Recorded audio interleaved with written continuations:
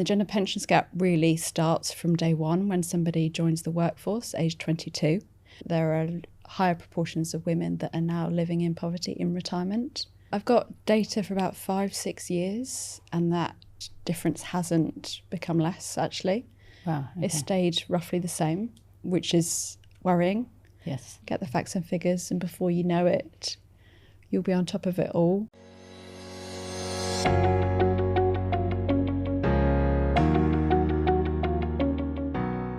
Hello and welcome to clarityON, the podcast where we explore real-life decisions that shape our financial futures. I'm Naomi Kewell, a financial advisor at Clarity, and today we're diving into a topic that affects millions, yet rarely gets the attention it deserves, the gender investment gap. Why are women still ending up with significantly less wealth and pension savings than men? What role do career breaks, caregiving, part-time work and financial dynamics within households play?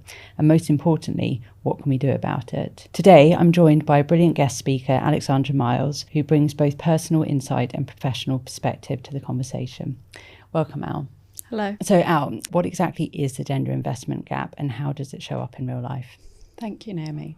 So I've been studying the gender pensions gap specifically for a number of years now during my day job at Legal & General. And the gender pensions gap really starts from day one when somebody joins the workforce, age 22. And from that point onwards, and critically from age 30, it really grows and grows till at retirement. Currently, we can see, based on L&G data, the fact that current retirees, there's a pension gap of at least half between women and men that have a pension with L&G. Wow, that's huge. We definitely see it with clients, particularly those who are at retirement now, so in their 60s, you often find, or not only is it that the man who has the predominant wealth, it is often nearly all of it. I suspect, and I don't know if you've seen that in the data, that's sort of coming up through the generations now. Is it different, or do you think it's the same? So I've got data for about 5-6 years, and that difference hasn't become less, actually. It's stayed roughly the same, which is worrying. Obviously, the data I'm looking at isn't somebody's holistic wealth. It's just one portion of that. So you don't know what else people have besides their pension. At least with L&G, they could have a few other pensions. I would have expected it to close. And actually, when you have a think about the contributing factors behind the gender pensions gap, which is really sort of the end result of a lifetime's inequity. So things like the gender pay gap,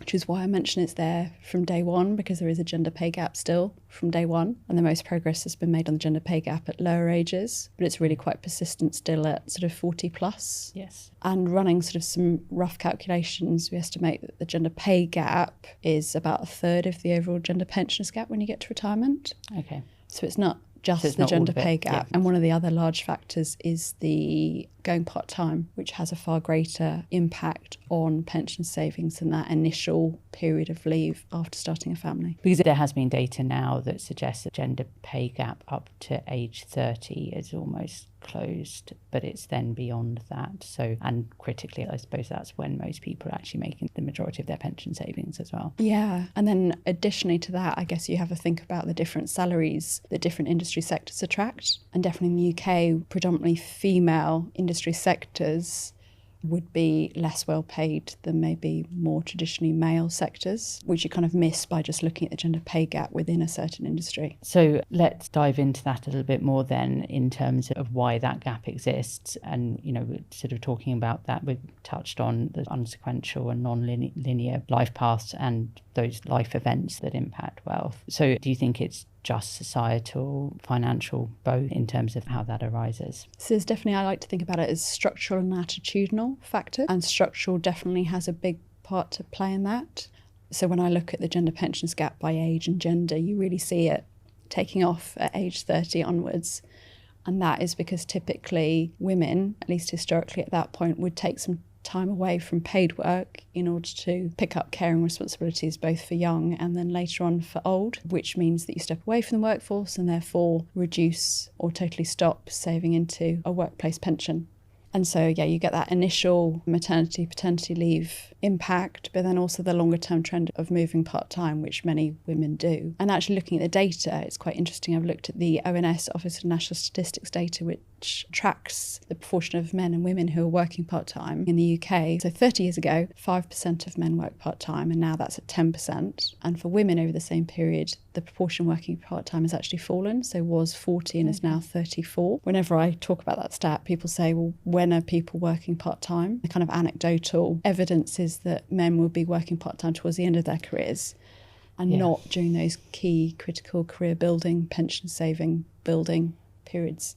Yeah, that makes a huge amount of sense in terms of advising clients. I think particularly with DB pensions starting to drop away as a big core part of clients' income, we now see, that men who have their pension savings are more likely to start dipping into it as they approach that cut-off retirement. They can use that to give them the flexibility to start to drop down days, hours, but again, it's their pot that's able to facilitate that. You see that less with female clients where they may have stopped working or may have not been working for long periods of time before that.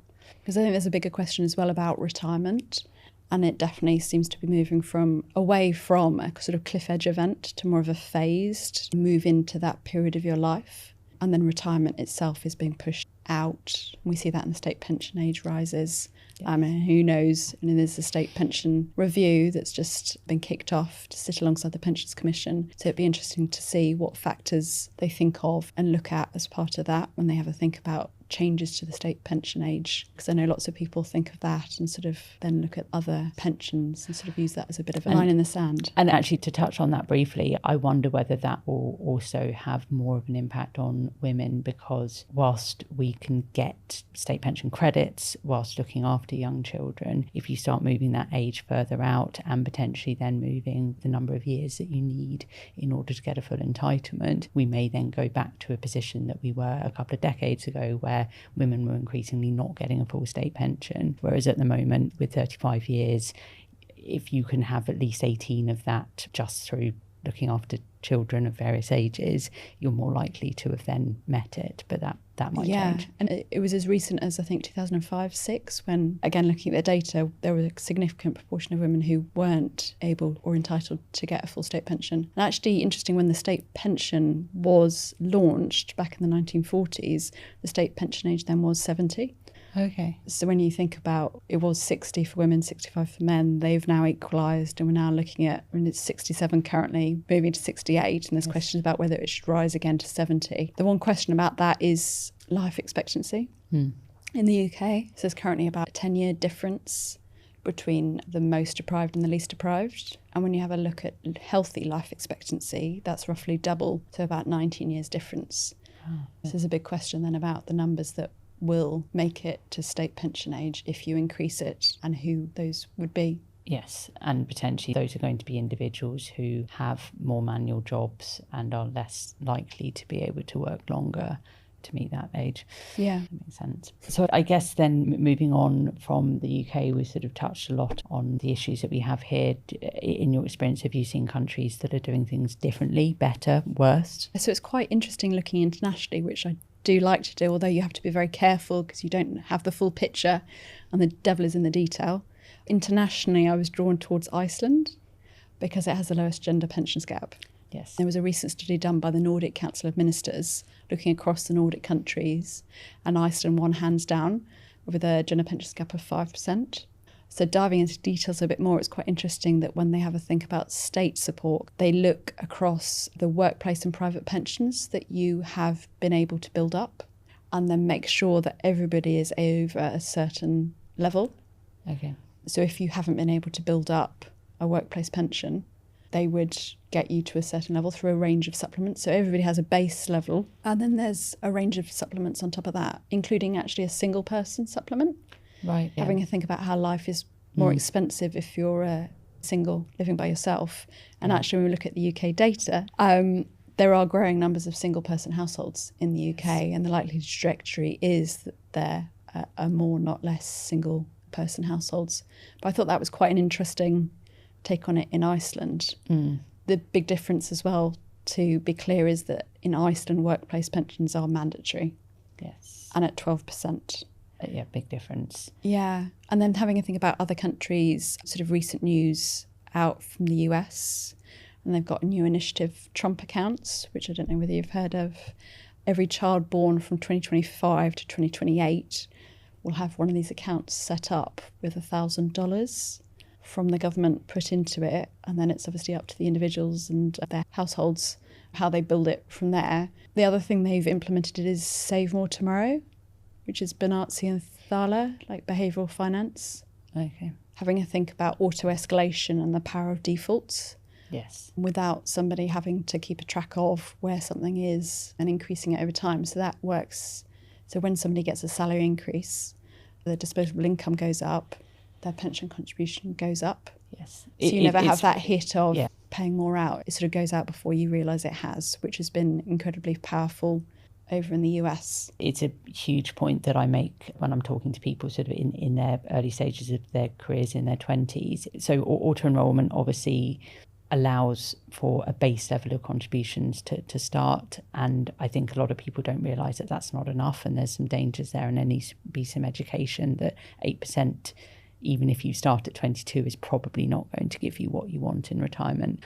But also getting that message across in your early 20s, when you have a pay rise, if you have a 3% pay rise, increase your pension contributions by 1%, because then you're not noticing that difference in your take-home pay and it's still going up. But you can then be in a point by the time you're in your late 20s that you are comfortably putting in 12, 13% yourself, and therefore you're much more likely to then be able to meet those goals later on. And I think we're going to touch a little bit more on that idea about starting earlier and making sure that you put in as much as you can as early as you can. Yeah, I was going to say for women, coming back to women, that really is critical to start contributing as early as possible, because the typical female path would likely lead to periods away from work. So having contributions in early makes all the difference when you have to think about what you might have at retirement, as well as the power of compound interest. And then at least you have some pot that can be at least continuing to grow throughout. So from your experience then, how does the gender investment gap affect women's lives long term?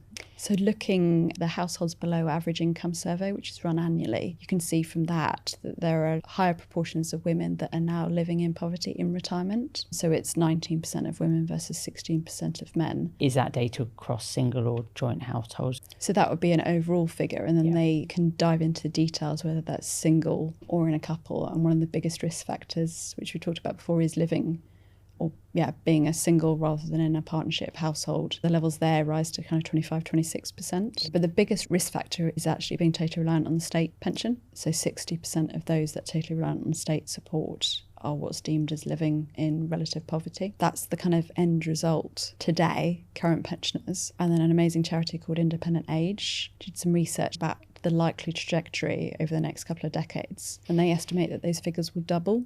Okay, so even as we see the impact of auto-enrolment, it's still clearly not enough in terms of building that up. Yeah, and you have this whole generation before auto-enrolment came in, which is sort of the real kind of pressing issue, because they haven't benefited so much from auto-enrolment. They haven't had the years, but they're not sort of the DB generation. I'm talking private sector here. Yes. There's a difference, obviously, in the UK between private sector and public sector. And having a think about women again, more women work in the public sector versus private sector. So the government's just come up with a new report looking at the gender pensions gap. And they look across the total workforce, as well as diving into details. And actually the picture looks cheerier if you look at the whole picture, taking into account public sector and private sector, because more women work in public sector. And typically public sector pensions, 90% of public sector pensions are still DB versus 90% of pensions in private sector are DC. So that's a huge difference. Yes. That actually benefits women. Okay, that's really useful. And then actually also adding on that, looking at current data, and I'm coming back to legal and general data here, the fact that you have less at retirement, which I've talked about, the kind of women having half as much as their male peers, means that you have far less choice when it comes to retirement. So we see that in the numbers or proportion of women that are taking their pension as cash, far greater for women versus men, which means you're missing out on the benefits of going into income drawdown, staying invested, and the benefits that could bring. And then it's also the amounts are just not enough to make buying an annuity make sense. So you're not benefiting from the longevity protection that you get from buying an annuity. You're right, there's still a lot of pension schemes where the minimum level would preclude so many of the different options that are available at retirement. And then when you have to think about how long people live, so women would typically live kind of 3 to 4 years longer than men. So when you're having to think how much you need at retirement, if you were to retire at the same point, in order to fund a certain level of an adequate retirement, then if you're comparing and you were equal and everything else, you'd need more in your pension in order to sustain that lifestyle for a number of the 3 or 4 additional years. I thought it'd be useful to touch on, we've talked a lot about individuals and couples and just sort of touching on that household dynamics. So a big bugbear of mine is this concept that if a woman does go back to work full time after having children, they are therefore responsible for paying for the childcare rather than it being considered a household cost, which you could argue that it is, then therefore seen that you end up, particularly if you then are part-time, that you have less disposable income. So again, pensions become less of a priority and saving in general. Can we just sort of run through some ideas about how that could be discussed differently? You know, what do we need to do societally to maybe view that in a different way? So this is a big one in terms of, as you say, the sort of disposable income, and where at a household level the money comes in order to fund things like childcare. And again, kind of anecdotally, I've not seen data that confirms this.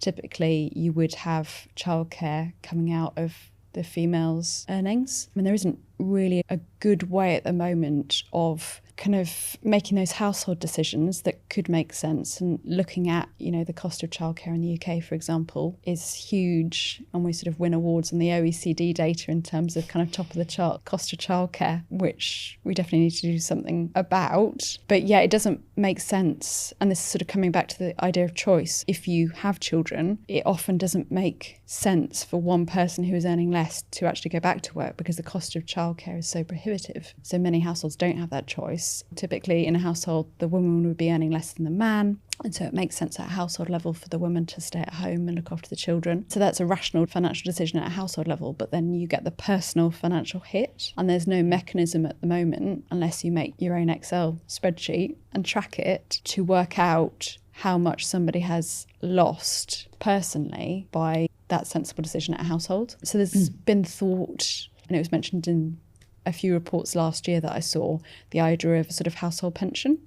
Yeah. When you have to think about other assets, so I'm thinking joint bank account that you'd typically find if you're in a partnership, a household, to make it easier to keep a track of your combined assets. And then if you own a house, you would often have a legal form agreement in place to make it clear what assets people had and how it could be divvied up if life didn't work out as planned. Yes. So I think it'd be an interesting area to explore moving forward. And it could be the idea of a household pension or something else, but just a way of facilitating not just the conversations, but actually operationally how you might, as a couple, make sure that you both had enough at whatever point in time, as well as making clear that people were financially independent. It's often the argument that's made against household pension is, well, we want women to be financially independent, so they should be building up their own assets. Protecting that, I'm not saying that. But structurally, it is so difficult to do that. And we've talked about this before, where I have the opposite situation, that my husband was a stay-at-home parent for 5-6 years before our children went to school, and it was very difficult even thinking about the 3,600 gross that we could have put into a pension for him each year whilst he wasn't earning. It was very difficult to justify that on a household level because it didn't make sense in terms of tax relief to do so, and I can very much see why people would then discount doing that when it's the other way round, but it just continues to build up that disparity. Whereas that notion of a household pension, at least it would be a combined asset. You could make the right tax relief decisions for you as a couple, as a household, but at least you're then not leaving one person behind. It would probably be very difficult to do, I'm sure. I'm not making light of the idea, but yes, I think it's worth exploring and would be quite interesting. And then in lieu of that, I think it's having more open conversations, which is tricky to do, but in a household, having open conversations about finances. Yes, and acknowledging when there is a disparity, particularly when it's childcare related, because of course it is for the benefit of everyone that those decisions are being made, and therefore one individual shouldn't be losing out financially because of them. Did we want to also touch on the care at the other end of the lifespan, as it were. We've got some statistics here in terms of unpaid carers. On average, there's a £5,000 a year annual pay penalty if you're looking after grandparents and parents, and that can continue to rise. And obviously there's other situations throughout a woman's life where they may end up being called on for care. Is there much work around that in terms of the effects that has on investment and pension savings, or is it neglected as well? On the sort of switch from childcare to elder care, I read a really interesting article, Harvard Business Review article recently, which was looking at the numbers that were providing elder care in the US versus childcare, and actually that has just tipped over. So there are more people providing elder care than childcare. It's the number, and we can talk about kind of broader systemic issues, but one of those is declining fertility rates, so people aren't having as many children as they used to. We've got ageing population, so this is sort of a trend that is set to only increase the number of old people we have in society. How you manage as a society to look after and care for those older people, and there will be definitely increasing numbers providing care. And when you have to think about how we support that societally, and the Harvard Business Review was all focused on employers and saying that childcare, the policies and employment practices around childcare have really improved over recent time. And the likely trajectory is that employers will be looking to enhance and focused on their elder care in order to keep people in work and doing productive work. So the shift will move from childcare to elder care. So that people can continue to work. Yeah, which is really interesting. And coming back to the declining fertility rates, I saw an interesting stat from Korea. And last year they sold more dog buggies than child buggies for the first time. Which again, when you have a think about the composition of a household, many more people have pets now. And again, anecdotally, I don't have the stats for the UK, but maybe that's the direction of travel, that people get a dog instead of having a child. But yeah, that was quite startling from Korea. Yes, and of course there's a cost involved in that, but maybe not quite as substantial in terms although of your ability. vet going up as well, so there's no escaping it.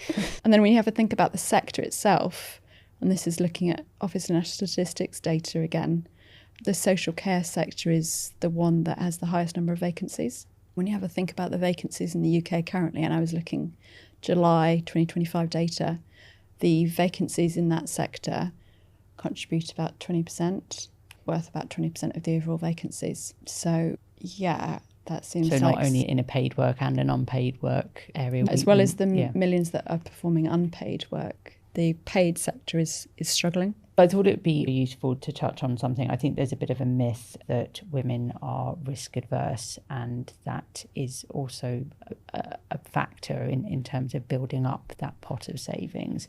Generally speaking, when we've looked at it, and also just anecdotally dealing with clients, my experience has been that actually women aren't any more risk adverse than men, but are often more likely to want to have conversations around risk and really understand the risk that they're taking on. So we don't necessarily consider it being fearful of risk, but just wanting to understand it. Do you see that play out in terms of the pension pots that you then actually have in practice? Do you see that there's different risk taken by men and women? So when I'm looking at the data I'm looking at is focused on workplace pensions, and there you typically get kind of 90% plus in the default. And the couple that I've looked at, there's not really been a difference in the number of women and men that are in the default. The default would be a medium risk portfolio. It varies by scheme. From what I can Level. see, there's not active numbers of women choosing something different. And something I read recently that really chimed with me was the reframing of risk averse to risk aware. And I think that's a really important shift. Because risk averse and its sort of power of language has sort of negative connotations. Yeah. But actually risk aware, as you were just saying, it comes from a place of wanting to fully understand what you're sort of signing up for, as it were, before you go in, and getting all the facts and figures, which can only be a good thing and something maybe to be encouraged. I mean, the reframing might be quite a powerful way of getting more women engaged in the topic. Whereas if you're sort of risk averse, then, you're less inclined to be engaged and get involved. Yeah, that makes sense. When we're looking at risk for clients, well, we all have an ingrained built-in attitude to investment risk. But beyond that, the important things to take into consideration are your investment timescale and your capacity for loss. And I think that often gets forgotten with pensions. If you're looking at a 40-year investment timescale, the level of risk that you can take and maybe should consider taking is just going to be very different to something where you're looking at 5 to 10 years. And yeah, it'll be interesting to see whether that then impacts on the scheme defaults as time goes on, particularly as we will all be working for longer. And the shift from sort of accumulation to decumulation continues as we get more people entering the decumulation. I know something we think about at L&G is the fact that kind of the balance between investment risk and longevity risk, kind of post-retirement, and the increasing longevity risk as you get further into retirement, and the importance then of having a think about how you might manage that, and the potential benefit of potentially buying an annuity because of the longevity protection you would get from doing that. Yes. I'm not saying that's, would be the answer for everybody, but that interplay between investment risk and longevity risk is an interesting one to think through, because it's very difficult to work that out yourself. Yeah, I think over time, as those who are in the private sector have less reliance on DB schemes, we're going to see that more and more, where not only is it a conversation that's going to be very specific to those individuals, but then a case of actually, do your core income needs need to be met from some annuity, whether you annuitise all your pension or not will depend on what else is available. But I think that will become an increasing conversation, if nothing else. The interplay between security and flexibility, the interesting one, because that's the thing about retirement, it's very different for everybody, which makes it quite difficult to plan holistically for it. As we've touched on previously, I think that will become increasingly difficult for women, because if you don't have the pot size to have that flexibility and the ability to even have those choices in front of you, it will become more difficult. And then you get the difference, or maybe the misunderstanding, between a pension pot and a pension income. And currently on the annual benefit statement, you have to turn over to the second page to get the pension income, which is quite coming with a kind of DB mindset. Perhaps you might read the pot as an income. So the pensions dashboard is going to hopefully launch 2027, and that is all framed in terms of pension incomes, which is great. But I think the worry is that people have thought they were okay, log into the pensions dashboard, and then might get a bit of a shock at that point. Yes. And that would probably be impacting more women, based on what we can see, than men. So I think that would be quite an interesting stage, and we'll need some managing and really thinking about. Because talking to the people who work in the pensions dashboard, other countries have had pensions dashboards for a lot longer. But in those countries, the state support has been a far greater proportion of the overall assets at retirement, whereas that's not the case in the UK. So in other countries, people have logged in and been reassured. That may not be the case for many in the UK. Yeah, that'd be interesting. And just quickly coming back to sort of the risk averse, risk aware, I think sort of typically women's lives are more complex, and working lives are more complex and fragmented.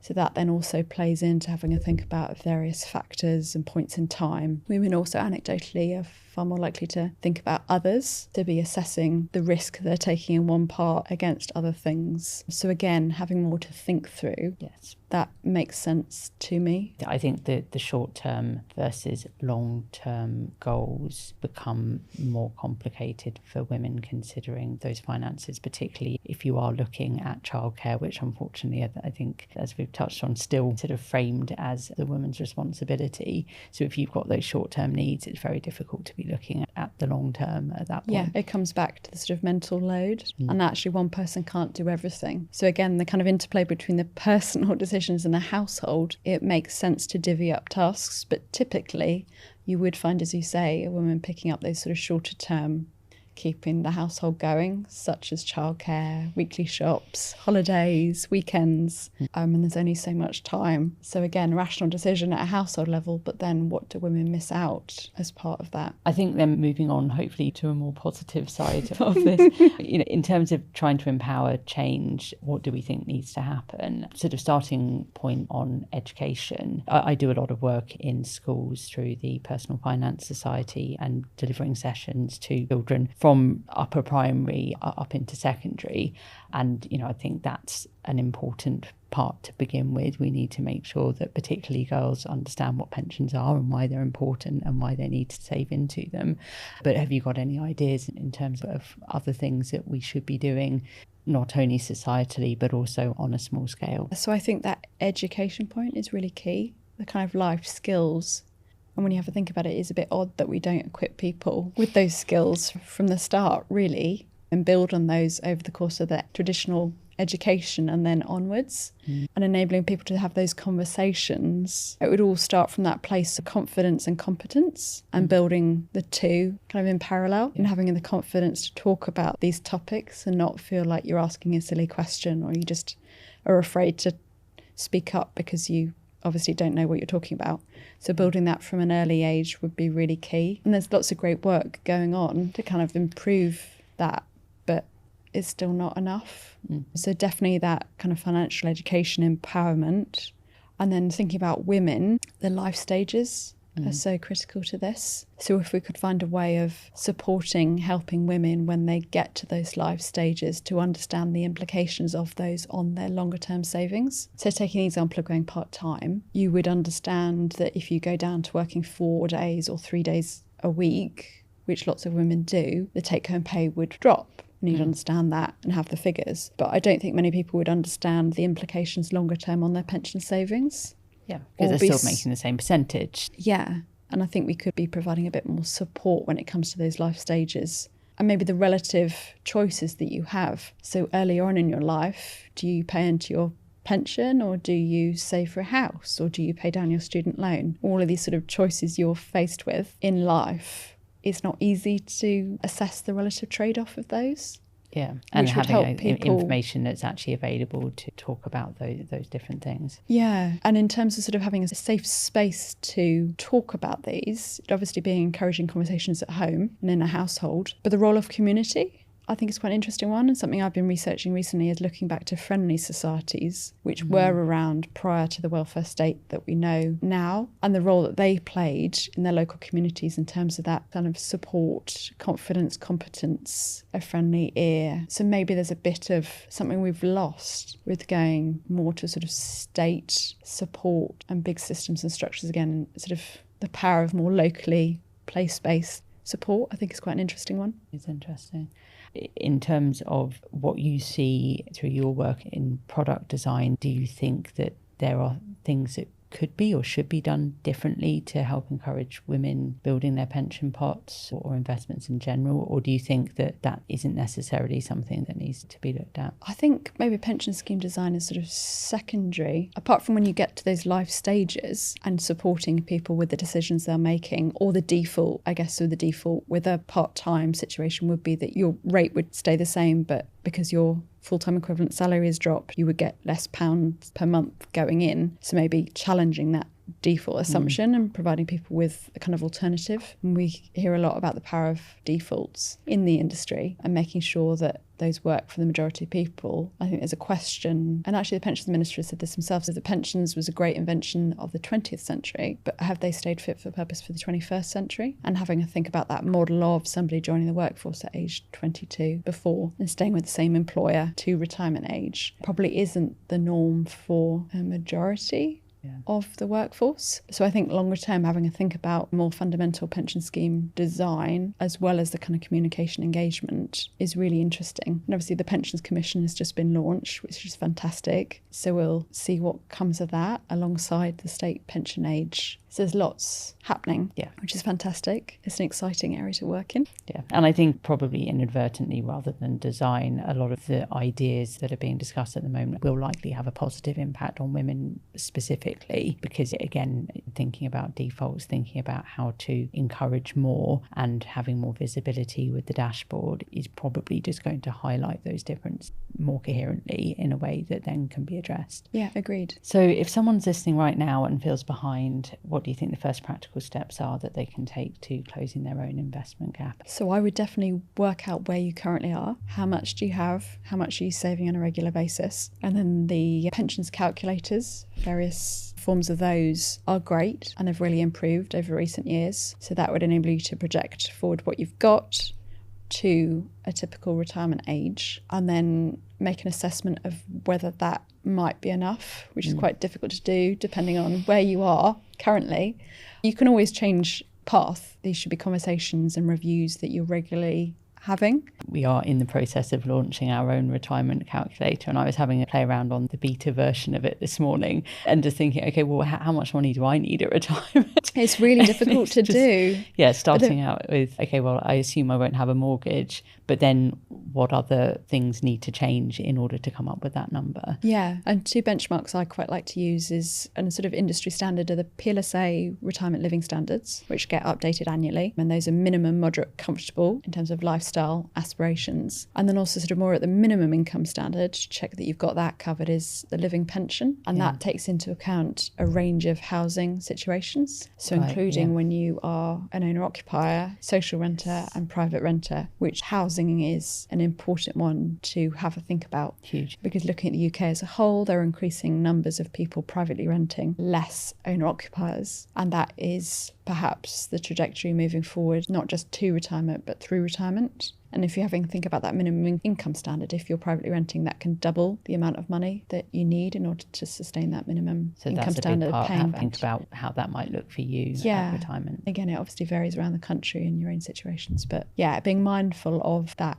is important. Yeah. The other biggest impact just playing around with a calculator like that is what age you actually are likely to retire at. Because of course, if you retire in line with state pension age, is a very different picture in terms of filling up that gap that the state pension meets, and just thinking about that as you're being realistic about an age that you might want to stop work depending on what you're doing, versus being optimistic, providing for things to go wrong as well. And coming back to something we mentioned earlier was the cliff edge versus phased. So it may be that you phase into retirement rather than having one age, and having to think about the implications of that as well in the round, as well as also having a conversation with your household. If you're in a partnership, you may have very different ideas about retirement, which again is not something that you typically talk about before you get there, or very much closer to it. Yes. But again, anecdotally, you'd find that more women, when they think about retirement, are having to think about voluntary work and community. The difference between men and women is quite stark there, and having a think about, and this is especially for men, this sort of social status and what men get through work and attach to work that women maybe don't do so much of, and how that might change when you're not working full-time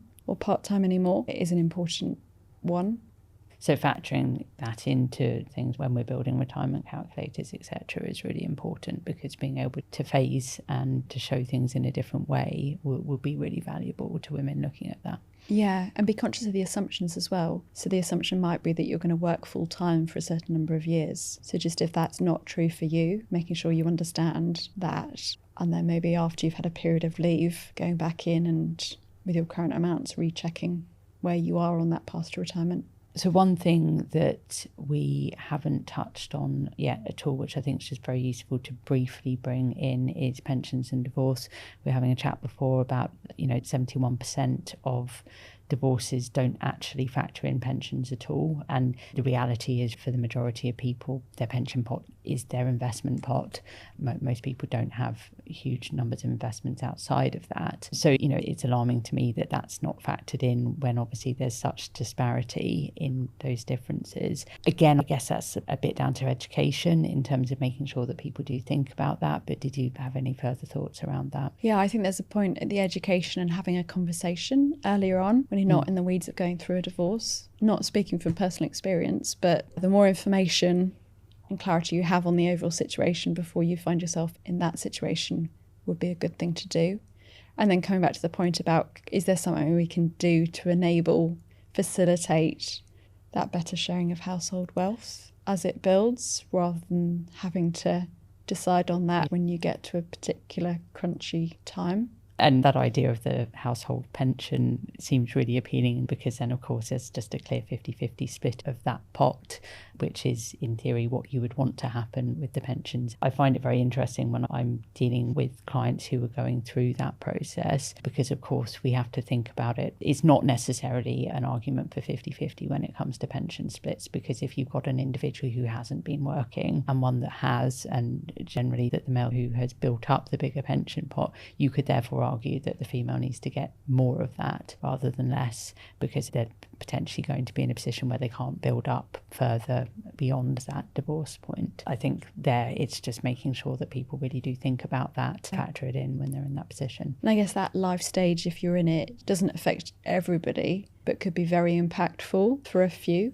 So definitely an important one to be mindful of and have a think about what we can do to improve the picture there. So I think we've probably got time if you wanted to talk about the IFoA report that is coming out quite soon. Do you want to tell us a little bit about that? Yeah, so I've got a couple of working parties that are active at the Institute and Faculty of Actuaries. And one of those that I set up and now chair is focused on pensions gaps. And we came out with a report September 2024, which put some numbers on those key life stages and the implications on pension savings. So that had the figures, but we were missing from that the human stories. So the second phase of the research, we've partnered with Ipsos to have a think about those human stories and telling those human stories. So we've got a screening and report launch on the 16th of September, which very much looking forward to, which tells those human stories behind the pension gaps, the kind of human lives behind the figures.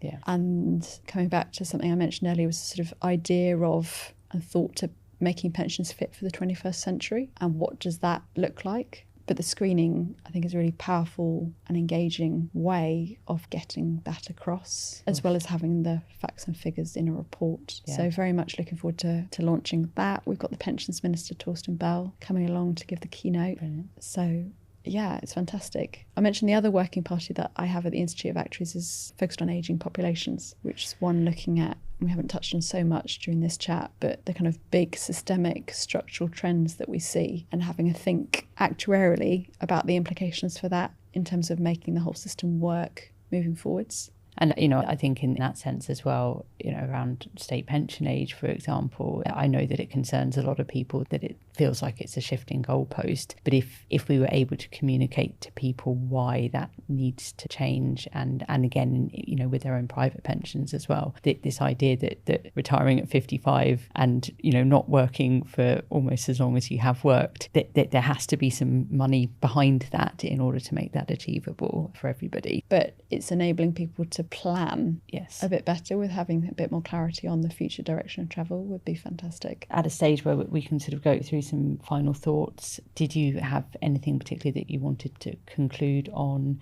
whether it's sort of a financial myth to bust or any reading material that you think may be useful for people? I feel like the big thing is to make it clear to women that they can get involved, and that kind of risk averse versus risk aware.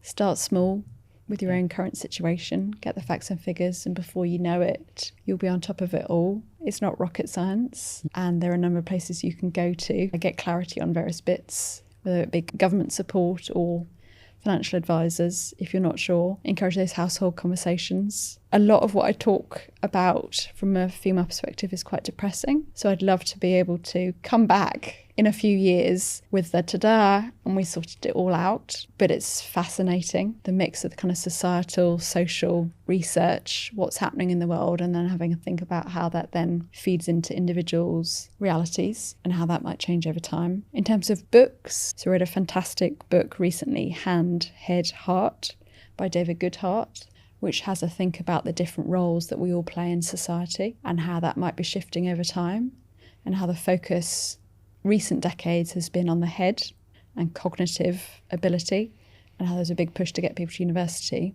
And then moving forward with Asian demographics, the role of AI, how the role and the focus on the roles might be shifting.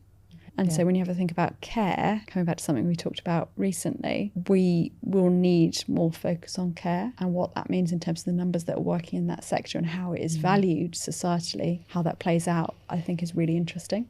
So I think on that note, that's all for today's episode. A huge thank you to Alexandra Miles for joining me and sharing such powerful insight into the gender investment gap. If there's one takeaway, it's this: your financial future deserves just as much care and attention as the people and responsibilities you support every day. starting small, and we've said that on numerous occasions. I think that's so important in terms of people disregarding, or like, I can't save because I've only got £50 a month. Start small. If you're unsure, as we've said, there's plenty of government literature and support available, but speak to an advisor as well. You can book a free consultation at clarityglobal.com. We've linked it in the episode description. Don't forget to subscribe to clarityON wherever you get your podcasts. And if you found today's episode valuable, please share it with a friend, colleague or partner. These are exactly the conversations we all need to be having. Thank you.